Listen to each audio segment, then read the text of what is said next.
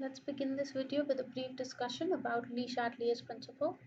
So by now we all understand that a reversible chemical reaction always is trying to achieve the state of chemical equilibrium where the rate of forward reaction is same as the rate of reverse reaction.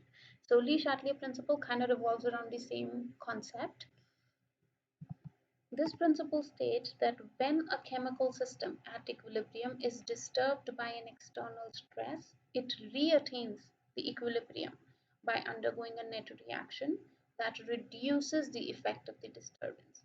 In simple terms, that means is that if we have a system which is or a chemical reaction that is at equilibrium, and let's say we apply some external stimuli or an external stress from outside which disturbs this state of equilibrium, the equilibrium will be disturbed, but the reaction or the system is trying to gain that equilibrium state back. So the way that the system is going to respond is such that it will try to decrease the effect of this stress. Whatever stress was applied from outside, the reaction will try to reduce the effect of that stress so that it can stay at the state of equilibrium and it can go back and achieve the state of equilibrium again. Okay. Now, whenever we have a chemical reaction, it can only go two ways, right? If I have reactants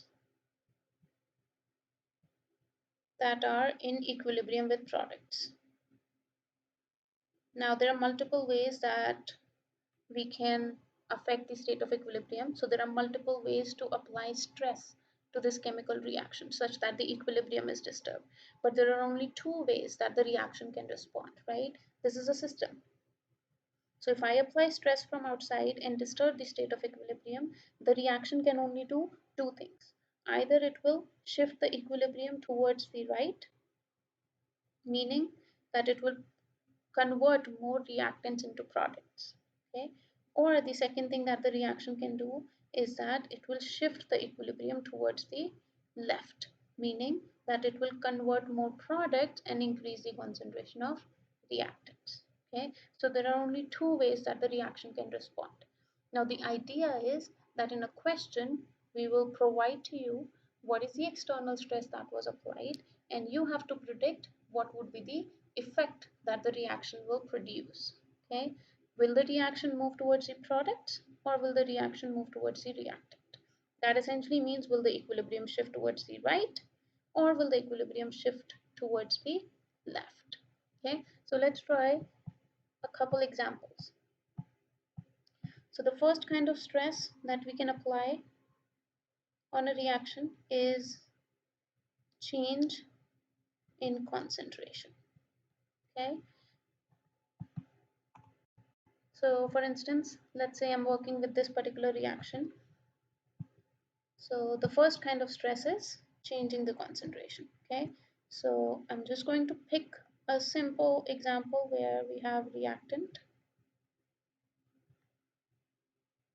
which is in equilibrium with its products. Simple, right? And everything, let's say, is in gas. So I have some reactants, I have some products. This reaction is at equilibrium right now. Now the first kind of change that we can make, for instance right here, is add more products into this reaction. So let's say I'm adding more products. Okay, so this is me, oops, this is me adding more products to the reaction. So the simple way to do this is that we take what is the change or what was the stress that was introduced and what would the shift in equilibrium be. Okay, so this is external change, this is what I'm applying from outside, and this is how the reaction will respond. Okay, so what I'm doing from outside is that I'm adding more product. So what is happening to concentration of my products? The change that is introduced is that we increased the concentration of products, right? Now what would the reaction try to do? Like I said, according to Le Chatelier's principle, the reaction will try to do the exact opposite. It will try to decrease the concentration of these products, right? So how can it decrease the concentration of products? Like I said, the reaction can only go two ways. Either the reaction will go towards the right or it will go towards the left. What do we want to do? The reaction wants to decrease the concentration of products. So what can it do? It will try to push the equilibrium towards the left such that more products will get converted into reactants. What will this do? This will eventually reduce the concentration of products. So that's the simple answer. If I'm increasing the concentration of products, the reaction will try to reduce this effect and it will try to shift the equilibrium towards the left. So the effect was increase the concentration of product, and how will the reaction respond? It will shift the equilibrium towards left. Easy? Perfect. Let's pick the next scenario now. So again, we have reactants that are being converted into products. Okay, what is the next effect that we can do? We remove some of the products. Okay, so what does that mean? That essentially means what is the change or the external stimuli that we have? The external stimuli is I'm removing products, meaning I am decreasing the concentration of products. If I'm decreasing the concentration of products, how will the reaction react? The reaction will try to increase the concentration of products. How can it increase the concentration of products? To increase the concentration of products, the reactants will have to be converted into products, meaning the equilibrium will shift towards right. So what would be your answer? Your answer will simply be that the reaction equilibrium will shift towards right. Okay, perfect. Let's move on. Why can't I erase this? Let's move on to the next type of example. Let's erase this. Okay, so same reaction. What is the next effect that we can produce? The next effect is if I add more reactant. So in this scenario, what am I doing? Again, my reaction is same. Reactants are going to product. What am I doing? I'm adding more reactants into the reaction. Okay, so what am I doing to the concentration of reactants? Again, my external stimuli is that I am increasing the concentration of reactants. What would be the effect produced by the reaction? The reaction will try to do the opposite, so it will try to reduce the amount of reactants. How can it reduce the amount of reactants? The only way it can reduce the amount of reactants is by converting these reactants into product. So which direction will the equilibrium shift? The equilibrium will shift towards right. Okay, let's pick the next example.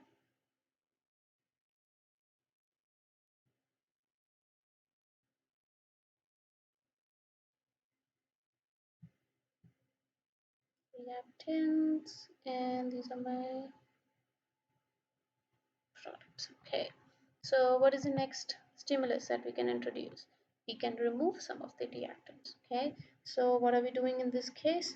We are trying to remove some of these reactants. So what would be my external stimuli that is being applied? Externally, I am trying to reduce the concentration of reactants. So how will the reaction respond? So the reaction will try to do opposite of that. It is going to try and increase the concentration of reactants. How can it increase the concentration of reactants? By producing more reactants. So it will try and convert more products into reactants. That's the only way that it can increase the concentration of reactant, meaning the equilibrium will shift towards the left. Right? That's the simple concept of Le-Châtelier principle whenever there's a change in concentration. So if you remove reactant, reaction will try to increase the reactant. If you remove the products, reaction will try to increase the amount of products. If you add reactants, reaction will try to use up those reactants. If you add products, reaction will try to consume those products. Simple? All right. So let's try and look at an example. Okay, so here's one of the questions. To improve air quality and obtain a useful product, chemists often remove sulfur from coal and natural gas by treating the contaminant hydrogen sulfide with oxygen. A lot of extra information. This is our reaction. Hydrogen sulfide gas reacts with oxygen gas to produce sulfur, which is solid, and water vapor, which is gas again. What happens to concentration of water if oxygen is added? Okay, so this is based on Châtelier principle. What are we doing? This reaction is at equilibrium. The question is saying what happens if water is added. So we're just going to take this question as reactants and product, right? So let me switch to black.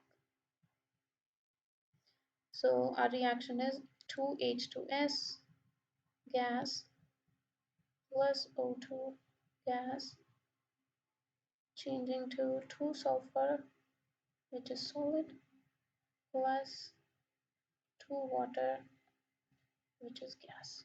Okay, so this is our reaction. What is happening in first step? In first step, we are, what happens? The question is what happens to this? What happens to water if I add more oxygen? So what is the external stimuli? The external stimuli is that I'm increasing the concentration of oxygen. What will the reaction try to do? The reaction will try to decrease the concentration of oxygen. How will the reaction try to decrease the concentration of oxygen? By shifting the equilibrium towards the products. If the equilibrium is being shifted towards right, meaning what will happen to concentration of water? Concentration of water is going to increase. Oops. Concentration of water is going to increase. So the answer to my first question is, I'm just going to write it right here. A would be increase the concentration of water. Let's use the same approach and try to attempt question number second part. Okay, what is the second part asking me? Part B tells me what happens to concentration of H2S if oxygen is added. So question is what happens to H2S if oxygen is added. So same thing, what are we doing? What is the external stimulus? External stimulus is an increase in concentration of oxygen. So how will the reaction respond? The reaction will respond by decreasing the concentration of oxygen. How can it decrease the concentration of oxygen? It will try to convert that oxygen. Oxygen is a reactant, so it will try to consume that reactant. So it will convert that reactant towards product, meaning it will shift the equilibrium towards right. So H2S is also our reactant, meaning since the reaction is going towards the right, it will decrease the concentration of H2S as well, right? So to answer my part B is that it's going to decrease the concentration of H2S. Okay, let's go to part C then. Oh no. Okay, let me. Okay, so part C. So part C says what happens to concentration of oxygen if H2S is removed. All right. So the question is what happens to concentration of oxygen if H2S is removed. So what is the effect or the external stimuli that we are doing? The external stimulus is removing H2S. So we are decreasing the concentration of H2S. What will the reaction try to do? In response, the reaction will try to increase the concentration of H2S.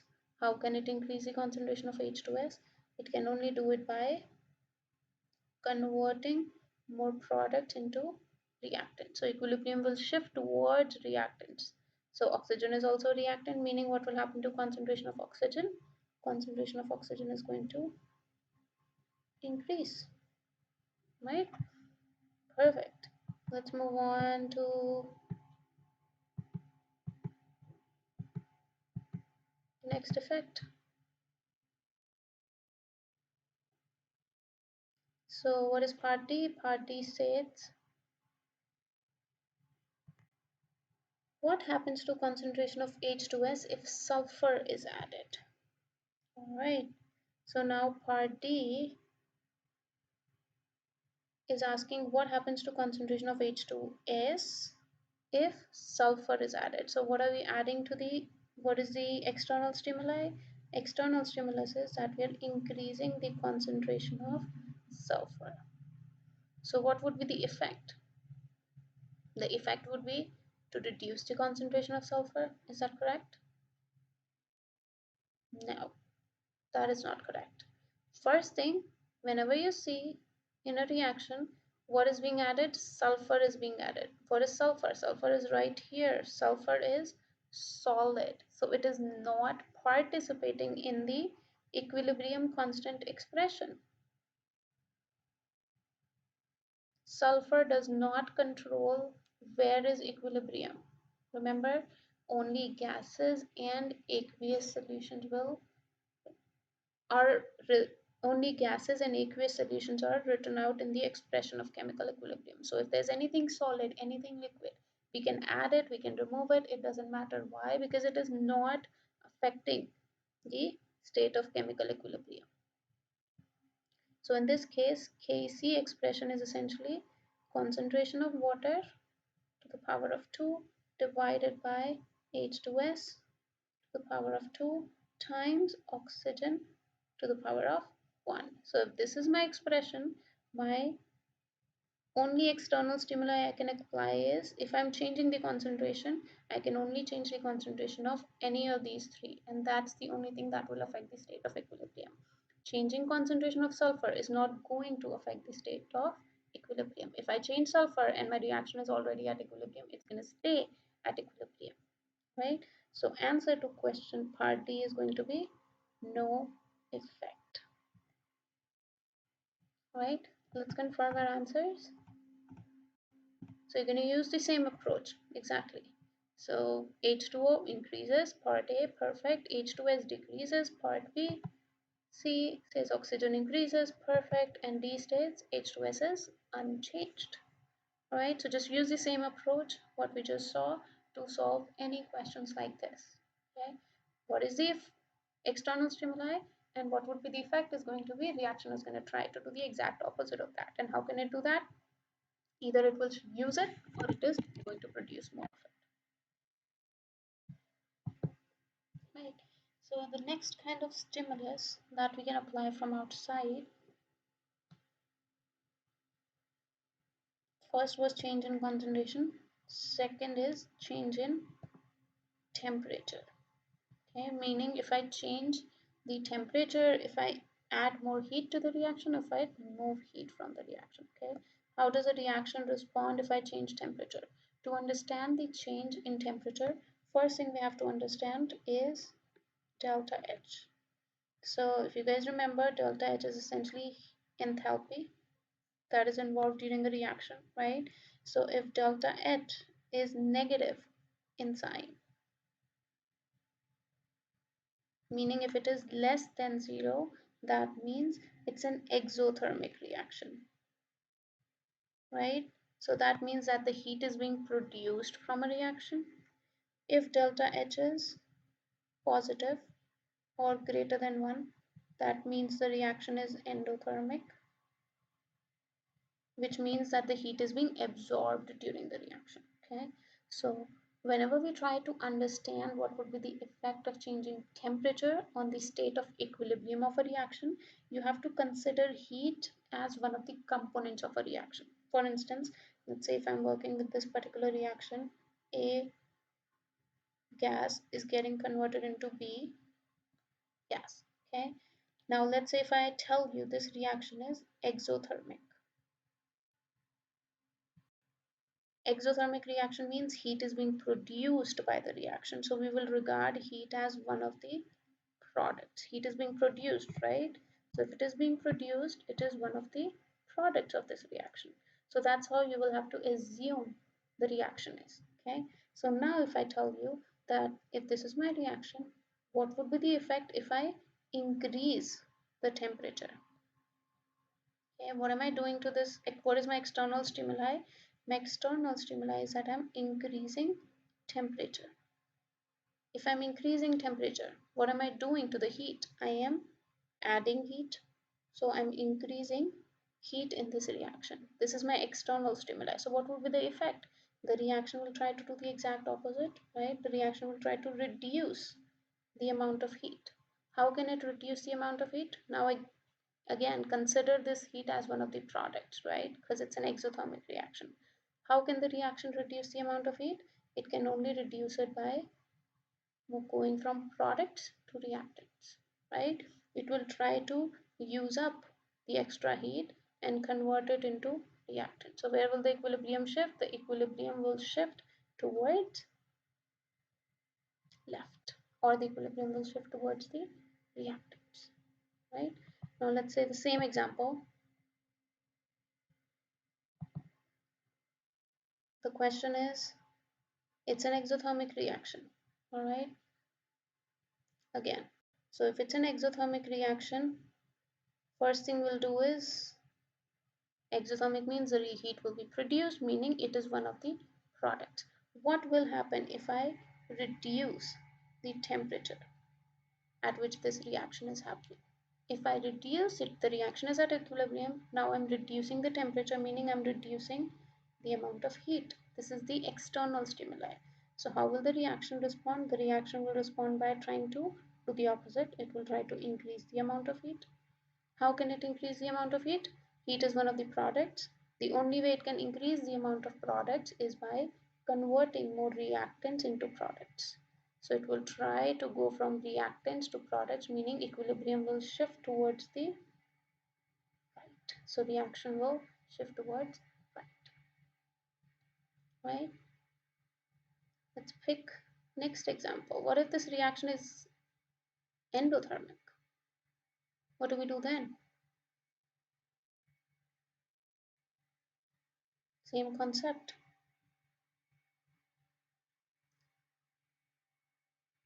Let me erase this part as well. So, oops. So if this is my reaction and I say that the reaction is endothermic, we know that in case of an endothermic reaction, heat is absorbed by the reaction, right? So if heat is absorbed, meaning heat is being used up during the reaction, so we'll consider heat as one of the reactants. So I'm going to add heat on the reactant side. Okay, so I said this is an endothermic reaction, meaning heat is one of the reactants. So I will write heat as one of the reactants. Heat is being absorbed by the reaction, so it is one of the reactants. Okay, now what will happen if I increase the temperature? In this case, if I'm increasing the temperature, what am I doing? I'm adding heat to the system. This is my external stimuli. How will the reaction react? The reaction will try to decrease the amount of heat. How can it decrease heat? It's going to convert this reactant into product. So my equilibrium will shift towards products. Equilibrium will shift towards right. Right? Let's do the opposite. So in case of an endothermic reaction, what happens if in case of an endothermic reaction, what happens if I decrease the temperature? If I'm decreasing the temperature, I'm decreasing the amount of heat. Heat is one of the reactants, so I'm removing some heat, meaning I'm decreasing heat. So how will reaction try to respond? Reaction will try to do the opposite. It's going to try to increase the amount of heat. How can it increase heat? By going from right to left. So the equilibrium will shift towards left, equilibrium will shift towards the reactants. So that will be the effect of decreasing temperature, right? So that's essentially how the temperature change is going to affect the equilibrium state of a reaction. Okay, this is just saying everything in words. Let's actually take a look at one of the examples. Okay,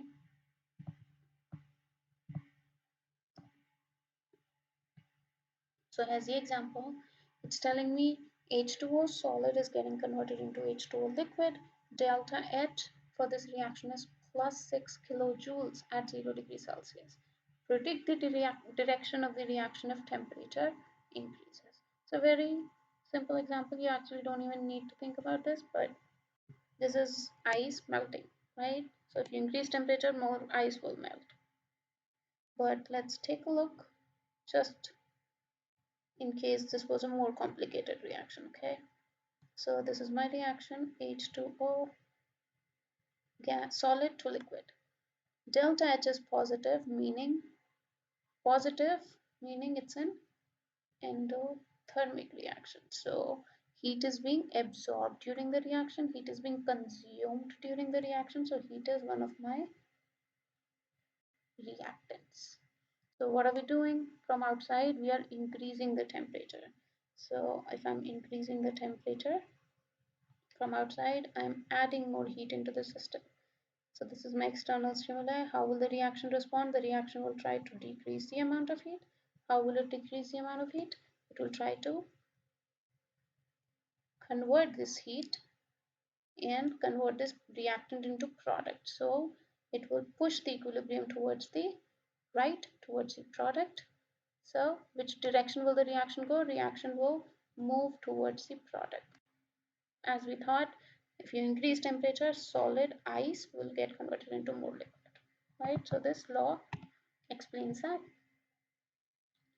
Let's take a look at another example. So this is our next example where hydrogen gas, 3H2 gas plus nitrogen gas is getting converted into ammonia. Delta H for this reaction is negative.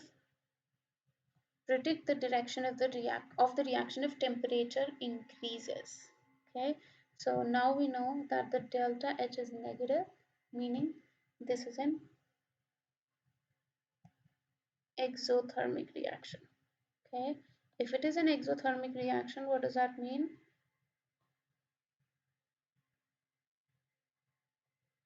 That means that for me heat is one of the products, right? So heat will be on the product side. So I'm just going to write heat on the product side right here. So the question is predict the direction if temperature increases. So the external stimuli is increasing temperature, meaning I'm adding more heat into the system. So what would be the response of the system? The system will try to decrease the amount of heat. How can it decrease the amount of heat? It's a product, right? So it will, to decrease product, it will convert product into reactant. So my equilibrium will shift towards the reactant, meaning what would be the direction? The direction would be shifting towards left. There we go. Right? Okay. Here are some more examples for you guys to try. Okay. I'm going to leave these questions for you guys, except there's one more concept that is being asked in this question. So how does an increase in temperature affect the equilibrium concentration of the underlying substance? Right? So reactant product, same concept that we were doing before. And capital K for each of the following reaction. So temperature is also affecting equilibrium constant. That's what the question is asking. How does the temperature affect the equilibrium constant as well? So let's see. If you guys remember, we have discussed this before, that equilibrium constant is a constant unless we change the temperature. So the only factor that affects the value of this equilibrium constant, be it Kc or Kp, does not matter. The only factor that affects the value of K for a given chemical reaction is temperature. If we change temperature, it is going to change capital K. Okay? How does it change? Same concept. For a reaction with delta H greater than 0, meaning it's an endothermic reaction, an increase in temperature will cause K to increase. For a reaction with delta H negative, meaning an exothermic reaction, an increase in temperature will cause K to decrease. So same concept, if temperature is causing more products to be produced, K is increasing, because remember, K is essentially products over reactants. So if the reaction is moving towards products, K is going to increase. If the reaction is moving towards reactants, K is going to decrease, right? This is the Van 't Hoff equation, which essentially shows you the relationship between equilibrium constant and temperature change. It's very similar to the one of the equations that we saw in chemical kinetics, because temperature also affects uh, rate constant, right? Similarly, temperature affects equilibrium constant. So you can just use this expression if you are given one of the values of K, two values of K at two different temperatures and one of the temperatures, and the question is asking what is delta H of the reaction, or what is the temperature for the second, when the second reaction was happening. It essentially all the um, points would be given to you except one of them, and you just have to use this expression to figure out the missing information, right? So let's try one example right here. Let's try part A, and then I'll leave part B and C for you guys to try. Okay, so for part A, how does an increase in temperature, so essentially what we are doing is we are increasing the temperature. How does the increase in temperature affect the equilibrium concentration of the underlying substance, and K for each of these reactions? So the first reaction is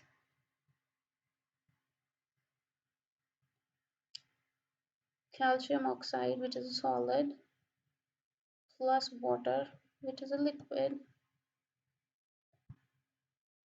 changing to calcium hydroxide, which is aqueous. Oops.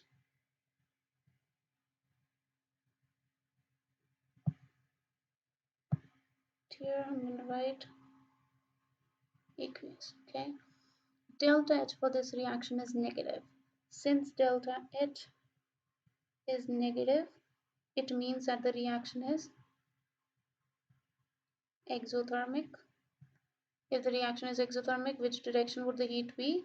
Heat is one of the products, so I'm going to write it on the product side. So heat is being produced in this reaction. What is the external stress that we are applying? We are increasing the temperature, right? So what are we doing? We are increasing temperature, so we are increasing the amount of heat.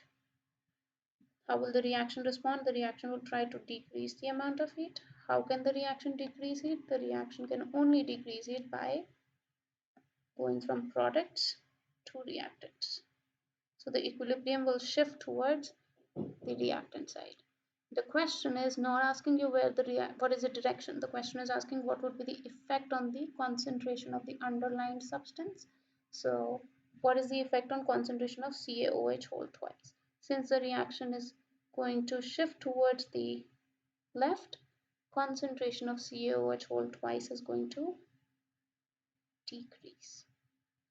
Okay, that would be our answer for the concentration of calcium hydroxide.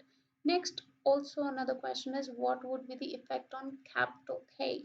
So as we saw that the reaction is going towards the left, it's going towards reactant, meaning K is going to also decrease. Why? Because again, remember K is essentially product over reactant concentration. So what's happening to the concentration of my product? Concentration of my product is decreasing, so my value of K is going to also decrease. So those are the two answers to this question. Let's confirm. There we go. Tells you calcium hydroxide and K will decrease. Here are the next questions if you just want to note down the answers. Pause the video, try and solve these questions on your own. There are the answers for you to confirm. Okay, so now let's look at the third type of um, external stimuli that we can produce that would change the chemical equilibrium. All right. The third type of external stimuli would be change in pressure or change in volume of a reaction. Okay.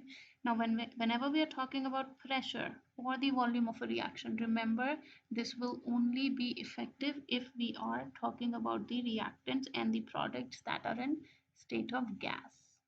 The pressure is only exerted by gases, right? So if we are talking about pressure or volume, changes in pressure or changes in volume, we are only going to consider the components that are in state of gas form, right? Now, this is the concept that a lot of students actually get confused with. So make sure you understand this concept really well. Okay. So the first suggestion that I have for you guys is that whenever there is a change in pressure, you should always consider how the reaction is going to respond in terms of pressure. Okay. Whenever there is a change of volume, you should convert that change of volume in terms of pressure back again and provide answer to your question again in terms of pressure. Okay, always try to think in terms of pressure. Don't ever think in terms of volume. What does that mean? Let's say if I have a system, right, and there are a bunch of gas molecules in the system, reactant products, a mixture, right? And if my external stress is such that I try to decrease the volume of this system, what am I doing if I'm decreasing the volume of system? Decrease in volume means I'm increasing the pressure. Okay, right, let me write it down here. So if I'm decreasing the volume, that essentially means that I'm increasing the pressure of the system from outside. So always think in terms of pressure. So if I'm decreasing the volume, this is again my external effect. So if I'm decreasing the volume, I'm going to convert this volume in the terms of pressure. What am I doing to the system? I'm increasing the pressure. So how will the system respond? The system will try to do exact opposite of that. So if I'm increasing the pressure from outside, the system will try to decrease the pressure. How can the system decrease pressure? It will try to decrease the moles of gases. Okay, so now the reaction will move in the direction wherever there are less number of moles of gases, right? Let's take an actual example to try and understand this. Remember again, always work in terms of pressure. So let's say we have a system where we have A is a gas plus 2B gas is getting converted into C, which is also gas. Okay, so this is my reaction system. The external stimulus that we are applying is that I am decreasing the volume of the system. Okay, so this is my external stimuli. The question is, which direction will the reaction go? Okay, so my external is that I'm decreasing the volume. What does that mean in terms of pressure? Always convert this in terms of pressure. If I'm decreasing volume, remember pressure is inversely proportional to volume. Just imagine a balloon, right? I'm decreasing the volume of balloon. What will happen to pressure? Pressure is going to increase. So I'm increasing the pressure. What will the reaction try to do? It will try to equilibrium, right? It will try to do the exact opposite. To achieve equilibrium, it will try to decrease the amount of pressure. How can a reaction decrease the amount of pressure? It will try to decrease pressure by decreasing the number of moles.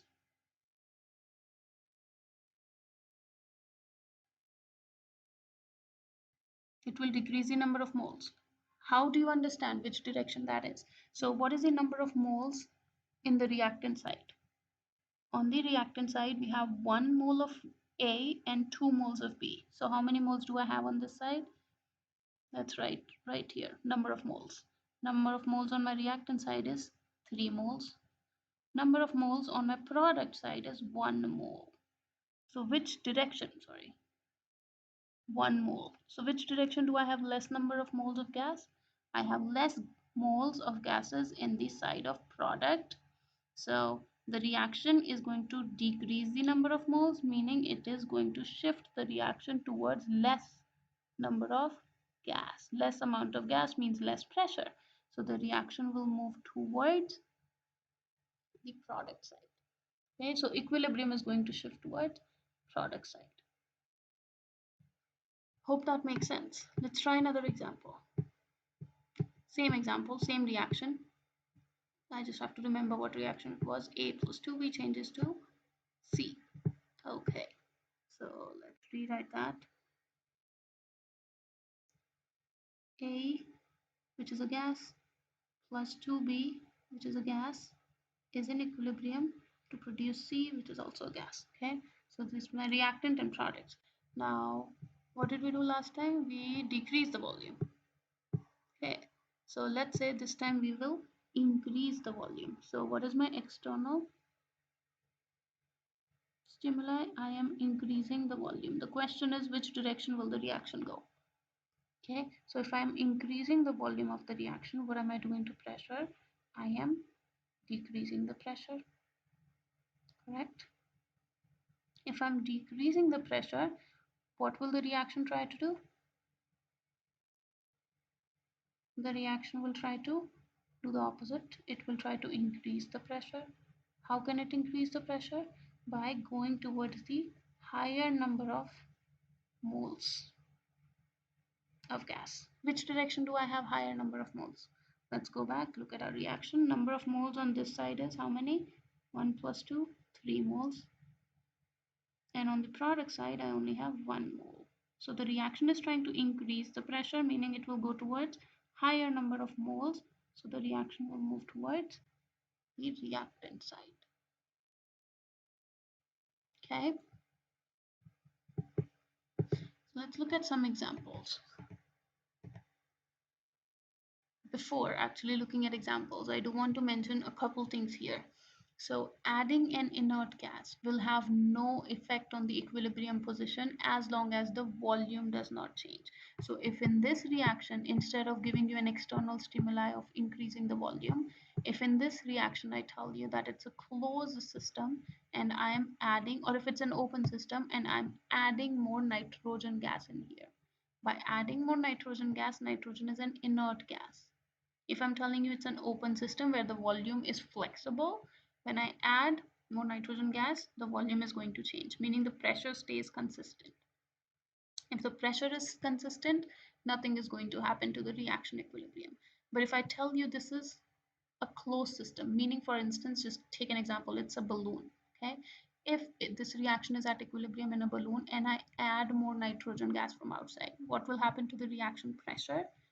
Nitrogen is a gas, it's not going to react with anything, it's inert, but it will increase the pressure of the system, right? If it increases the pressure of the system, the reaction will try to do opposite of that. It's going to try and decrease the pressure. In order to decrease the pressure, it will move towards the direction wherever there is less number of gases. So it is going to move towards the product side in this case. All right. So that is the effect of having an inert gas or adding an inert gas. Next thing is changing the volume of reaction vessel will cause the equilibrium to shift only if delta N of gas is not equal to 0. Okay, but if delta N comes out to 0, that means that it's not going to affect the chemical equilibrium. Okay, let's try and actually see this with some examples. Okay, so for instance, we have this particular reaction right here. So we have 2NaHSO3, which is a solid, is getting converted into Na2SO3, also a solid, plus water, which is a gas, plus SO2 gas, which is also a, oh no, okay, which is also a gas. Okay, so what is the question asking? The question is asking, if you decrease the volume of the reaction, what is the effect on equilibrium? So what are we doing? We are decreasing the volume of this reaction. So if I'm decreasing the volume of this reaction, remember, whenever there's a change in pressure, it's easy. Whatever is the change in pressure, you can just consider that as change in pressure and do the same thing. If I'm increasing, I'm decreasing, possible effect and whatever. But if I'm changing the volume, convert that change in volume into terms of pressure. So if I'm decreasing the volume from outside, there is a decrease in volume. That essentially means in terms of pressure, I am increasing the pressure because it's opposite effect, right? This is from outside. How will the reaction try to respond? If I'm increasing the pressure from outside, the reaction will try to decrease the pressure. How can the reaction decrease pressure? By going towards less number of moles of gases. Now let's see which direction has less number of moles. How many moles of gas do I have on the reactant side? 0. I only have one solid. How many moles on the product side? 0 plus 1 plus 1. So 2 moles. So in order to decrease the number of moles, the reaction will go from product to reactant. So what is the direction? Which direction will the reaction go? The reaction will go from right to left. The reaction will go towards left or towards product. Let's see if our answer is correct. Reaction shift to left because this side has fewer moles of gases. Alright, so that's how you are basically going to respond to questions in terms of pressure and volume. Let's do another example. Okay, so I'm just going to write down the equation first. Calcium carbonate, which is a solid, is in chemical equilibrium to produce calcium oxide, which is also a solid, plus CO2, which is a gas. Alright, so how would you change the volume of each of the following reaction to increase the yield of product? Alright, so this is not straightforward asking you which direction the reaction is going to go. Okay, this is a little complicated. The question is asking how would you change the volume of each of the following reaction to increase yield of product. Now it's telling you what does it want. So which direction does it want the reaction to go? So it's giving you the result beforehand. So the question is telling you that it wants the equilibrium to shift towards right. Okay, so it's saying that it wants more product, meaning it wants the reaction to go towards right. Right? So what would be the effect? How do you want to change the volume then? So if the reaction is going towards the right, that means what is happening to the number of moles? Which number of moles is it going towards? So on the left side, number of moles of gases 0. On this side, the number of moles of gases is 1. Right? So it is going towards an extra number of moles. Now we just have to do exact opposite of what we have been doing. So this is the effect that is being produced, or this is the result that the reaction is producing. Okay, so the reaction is going towards more number of moles. So reaction is going towards more number of moles. So what is this doing with respect to pressure? It's increasing the pressure, meaning this is exact opposite of what was done from outside, right? So what did we must have done from outside? We might have decreased the amount of pressure. That's why the reaction is responding by increasing the amount of pressure. So if we had reduced the amount of pressure, what would we have done to the volume? Opposite, we would have increased the volume, right? So what do we want to do? How do we want to change the volume of this reaction? We want to increase the volume of this reaction so that the yield increases. Okay, so let's confirm. If I increase the volume, what did I do to pressure? I decreased the pressure. How did the reaction respond? By increasing the amount of pressure. How can it increase pressure? By increasing the number of moles, meaning it is going to shift towards it. Perfect. So it did that by increasing the volume. So this is not straightforward. It's actually the reverse of what we have been doing up until now. Let's look at the next example. So the next example says we have sulfur, which is a solid, plus fluorine gas in equilibrium to produce SF6 gas. Now the question is same. What would have been the change in volume for each of this reaction to increase the yield? So what has been the result? The yield has increased. Which direction is the yield? So yield has increased. Okay, yield of products, meaning the reaction has gone towards this direction. Yield of products has increased, so reaction, the final result has been that the equilibrium has shifted towards products. So what was the number of moles on the reactant side? 3 plus 0, 3 moles of gas. What is the number of moles on the product side? 1 mole of gas, right? So the effect that has been produced is that at the end of this process, reaction has shifted towards product, meaning it has gone towards less number of moles. So number of moles towards less number of moles. If towards less number of moles, meaning the reaction has tried to reduce the pressure. So what must have been the effect? The effect must have been opposite. Pressure might have been increased on this system. So if we had increased the pressure, volume would have been reverse of that. So volume must have been decreased. So I think in this case, the volume was decreased. But let's confirm. If I decrease the volume, pressure would have been increased. Pressure increased, the reaction would have tried to decrease that pressure. To decrease the pressure, it must have gone towards less number of moles, meaning it would have shifted reaction this way. Perfect, that makes total sense. Let's see if our answer is correct though. So in the first case, we must have increased the volume. That's exactly what we got. In the second case, we must have decreased the volume. And that's exactly what we got. All right. I'll let you guys work on the third one. Very similar idea. Okay. And I'll move on to the next concept then. The last concept is, with Le Chatelier's principle, is what is the effect of catalyst on, how does the equilibrium shift if we include a catalyst or if we do not include a catalyst. If you guys remember, what is a catalyst? A catalyst increases the speed of a reaction. It increases the rate at which a reaction occurs, right? It speeds up a reaction without being used up during a reaction.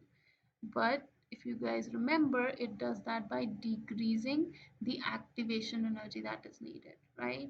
So in absence of catalyst, if this is the activation energy that is needed, in presence of catalyst, the amount of activation energy that is needed is reduced for both forward and the reverse reaction.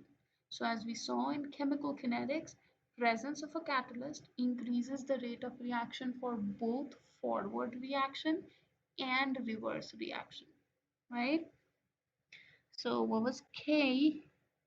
Equilibrium constant. We saw equilibrium constant was K of forward divided, sorry, this has to be small, K of forward divided by K of reverse, correct?